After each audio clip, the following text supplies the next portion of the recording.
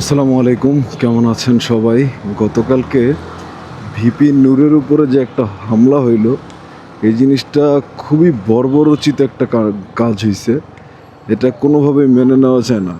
হ্যাঁ, রাজনৈতিক ব্যক্তি হিসেবে ভিপি নূরের, শুধু ভিপি নূর কেন, প্রত্যেকটা রাজনৈতিক ব্যক্তিরই আলোচনা সমালোচনা থাকবে।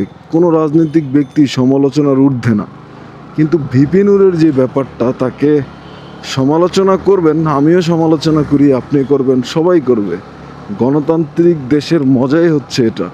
কিন্তু তাই বলে একজন মানুষকে এইভাবে মানে মারা বা আক্রমণ করা, এটা তো কোনোভাবেই ঠিক না। ছেলেটা আজকে ঢাকা মেডিকেলের আইসিইউ বিভাগে একদম ভর্তি। আল্লাহ ভালো জানেন উনি বাঁচবেন কিনা। তার অবস্থা খুবই খারাপ, খুবই খারাপ। তো এই ধরনের একটা হামলা, এটা এই যে 24-এর যে গণ অভ্যুত্থান হলো, গণ অভ্যুত্থান এর পরের যে বাংলাদেশ, সেই বাংলাদেশে এই ধরনের হামলা কোনোভাবেই মেনে নেওয়া যায় না এবং অ্যাকসেপ্টেবল না।